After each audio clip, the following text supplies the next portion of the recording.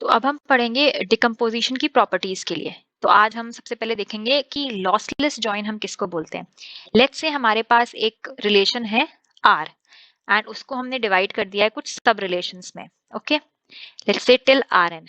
तो अब क्या, जब हम इन सब पे ये ऑपरेशन परफॉर्म करेंगे एंड ये ऑपरेशन का मतलब है नेचुरल जॉइन। ओके, हम देखेंगे कि हम नेचुरल जॉइन कैसे फाइंड करते हैं। तो अगर हम ये सारे के सारे n रिलेशंस पे इम्प्लाई मतलब n रिलेशंस हमने से सब रिलेशंस में डिवाइड किया था, अगर हम n सब रिलेशंस को दोबारा से उन सबका नेचुरल जॉइन करते हैं, अगर वो इक्वल आता है r की, तो हम बोल देंगे कि हमारा जो ये जॉइन था ये लॉसलेस है।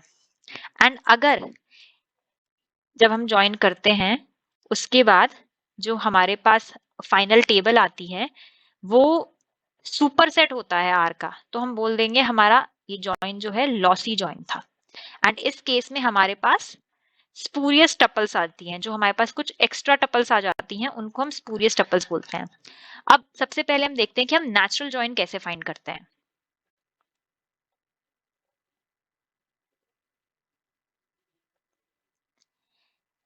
तो सबसे पहले हम देखते हैं कि हम नेचुरल जॉइन कैसे फाइंड करेंगे। तो इसके ये कुछ स्टेप्स हैं, हम एक एग्जांपल के थ्रू इसे समझते हैं। लेट्स से हमारे पास एक टेबल है RABC एंड इसी में हम समझेंगे कि हम लॉसलेस जॉइन का केस भी हम इसी एग्जांपल से पूरा समझ लेंगे। लेट्स से हमने इस टेबल को डिवाइड किया दो पार्ट्स में। Okay, R1AB and R2BC। Okay, अब यहाँ पे हम कुछ वैल्यूज अज्यूम कर लेते हैं। लेट्स से ये वैल्यूज हैं यहाँ पे। ओके, 547 और सिमिलरली जब हम यहाँ पे करेंगे तो ये वैल्यूज आ जाएंगी।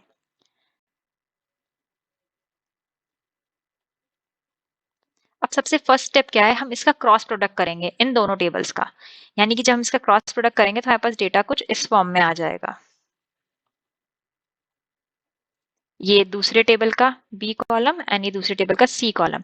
क्रॉस जॉइन का मतलब है कि हम हर एक टपल को लेंगे और हर एक टपल के साथ उसका जॉइंट फॉर्म क्रॉस प्रोडक्ट करेंगे एक तरीके से, हर एक एलिमेंट के साथ, हर एक टपल के साथ दूसरी टेबल के। जैसे ये हमने R टेबल मानी, ये S मानी, तो R की हर एक रो के साथ हम इसकी हर एक रो को लिखेंगे।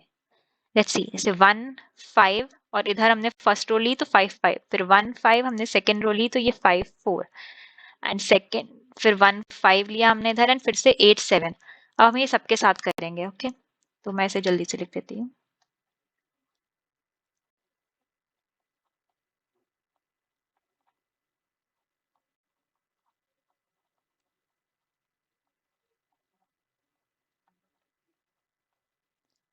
तो हमारा ये फर्स्ट स्टेप तो हो गया जिसमें तो हमारा ये फर्स्ट स्टेप हो गया जिसमें हमें क्रॉस प्रोडक्ट परफॉर्म करना था। सेकंड था कि हम वो टपल्स सेलेक्ट करेंगे जिसमें इक्वालिटी कंडीशन सेटिस्फाई हो कॉमन एट्रीब्यूट पे। तो हम यहाँ देख रहे हैं कि इन दोनों टेबल में B कॉमन एट्रीब्यूट है, तो यानी कि जहां पे V की वैल्यू इक्वल होगी हम सिर्फ वो टपल सेलेक्ट करेंगे। यानी ये सिलेक्ट होगी, ये सिलेक्ट होगी, ये नहीं होगी, ये सिलेक्ट होगी और ये नहीं होगी। नेक्स्ट ये भी सिलेक्ट नहीं होगी, ये भी नहीं होगी, बट ये होगी। अब हम इसमें ये सिलेक्ट कर लिया हमने, अब हम इनमें डिस्टिंक्ट एट्रीब्यूट्स लेंगे, यानी कि जहां पे रिपीटिशन है उस चीज को हटा देंगे और ये जो फाइनल टेबल हमारे पास बन के आएगी नेचुरल जॉइन के बाद, ये कुछ ऐसी आएगी ABC।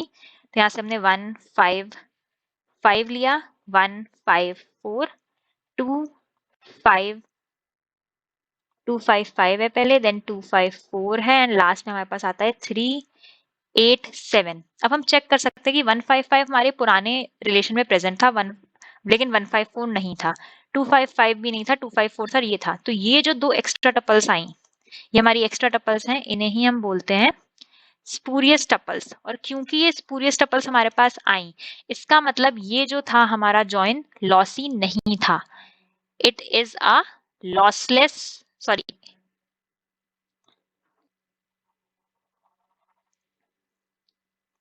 अब हमारे पास क्या है, यहाँ पे स्पूरियस टपल्स आई, इसका मतलब कि हमारा जो जॉइन था ये लॉसी था, लॉसलेस नहीं था। तो ये जॉइन हमारा लॉसी जॉइन हो गया। अब हम एक और एग्जांपल से समझेंगे कि हम कैसे चेक कर सकते हैं। हम हर बार ये पूरा नेचुरल जॉइन तो परफॉर्म नहीं करेंगे पूरी टेबल पे, तो एक शॉर्टकट होता है इसका, हम वो देखते हैं।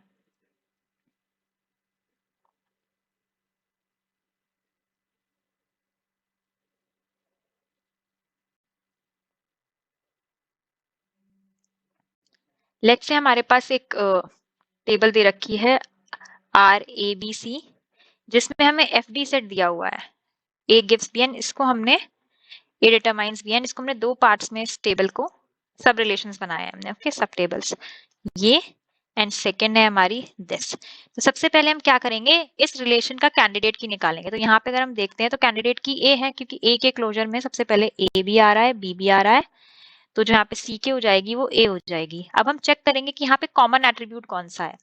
यहाँ पे देखेंगे तो कॉमन एट्रीब्यूट क्या है हमारा, ए हमारा कॉमन एट्रीब्यूट है।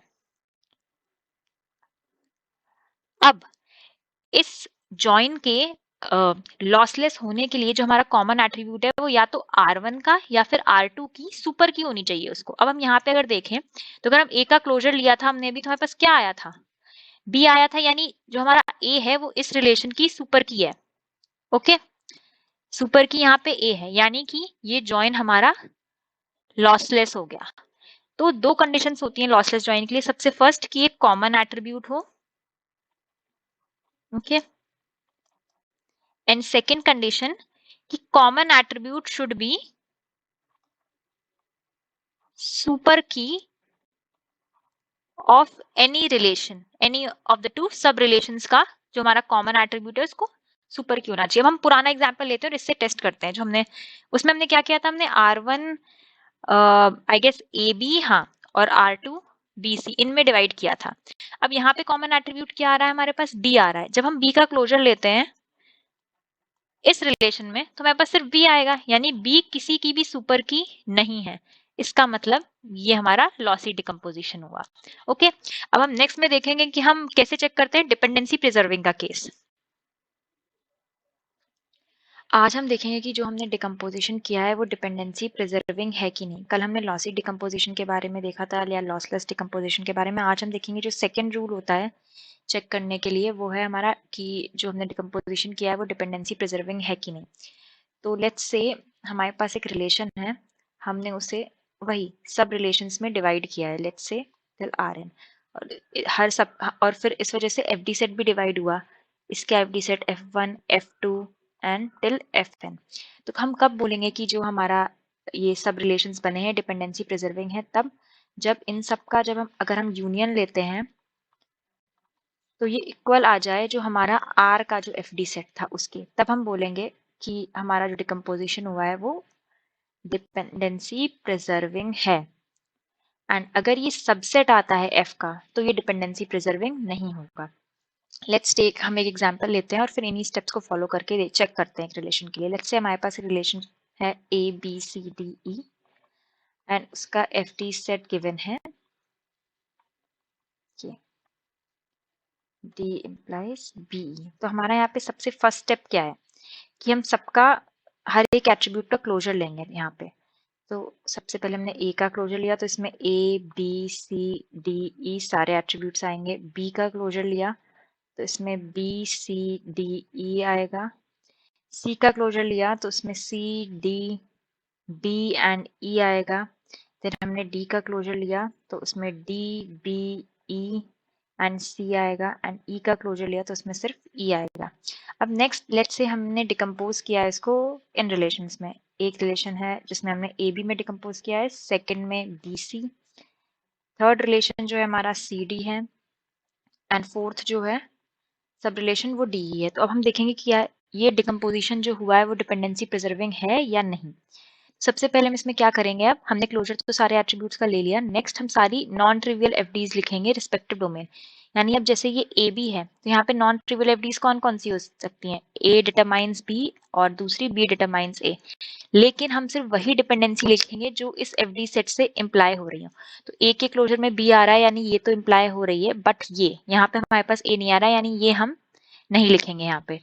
नेक्स्ट यहाँ पे बी सी और सी बी, ये दो डिपेंडेंसीज आएंगी नॉन ट्रिवियल। तो यहाँ पे बी के क्लोजर में सी आ रहा है, सी के क्लोजर में बी भी आ रहा है, यानी ये दोनों डिपेंडेंसीज वैलिड है। नेक्स्ट यहाँ पे सी डिटरमाइंस डी और डी डिटरमाइंस सी, ये दो नॉन ट्रिवियल एफडीज आएंगे, और हम देख सकते हैं कि सी के क्लोजर में डी आ रहा है एंड डी के क्लोजर में सी आ रहा है। तो ये हमारा, ये दोनों नॉन ट्रिवियल एफडीज वैलिड है। लास्ट जो है हमारा डीई, तो हमारे पास डीई में ये दो नॉन ट्रिवियल एफडीज बनेंगी, एंड यहाँ पे डी के क्लोजर में तो ई आ रहा है लेकिन ई के क्लोजर में डी नहीं आ रहा है, यानी कि ये एफडी हम वैलिड नहीं है, यहाँ पे हम इसको नहीं लिखेंगे। एंड ये अब हम इन सारी एफडीज का क्लोजर लेंगे, सॉरी हम सारी एफडीज का यूनियन लेंगे। तो यूनियन क्या होगा, ये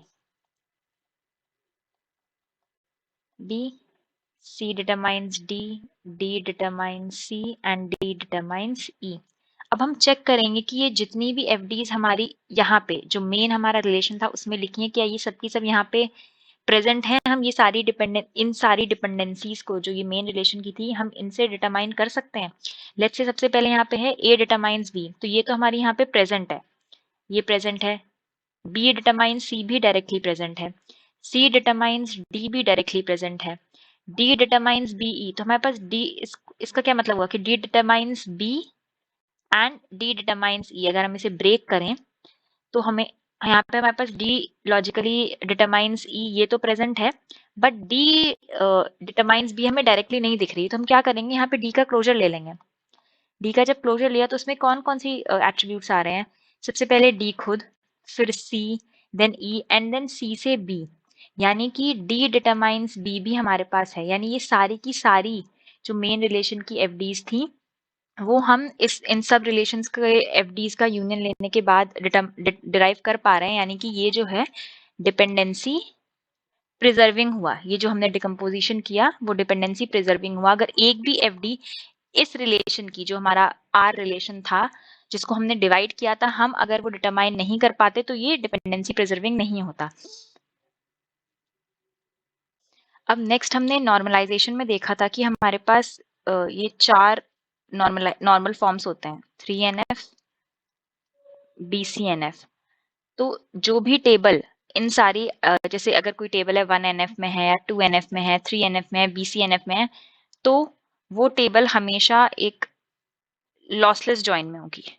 ओके, नेक्स्ट अगर कोई भी हमें रिलेशन दे रखा है जो 1NF में है, 2NF में है एंड 3NF में है, तो वो हमेशा डिपेंडेंसी प्रिजर्विंग भी होगा। यानी कि 3NF तक तो हमारे पास लॉसलेस जॉइन भी होगा और डिपेंडेंसी प्रिजर्विंग भी होगा रिलेशन। लेकिन अगर कोई रिलेशन BCNF में है तो उसके लिए हम श्योर नहीं है, वो डिपेंडेंसी प्रिजर्विंग हो भी सकता है या नहीं भी हो सकता है।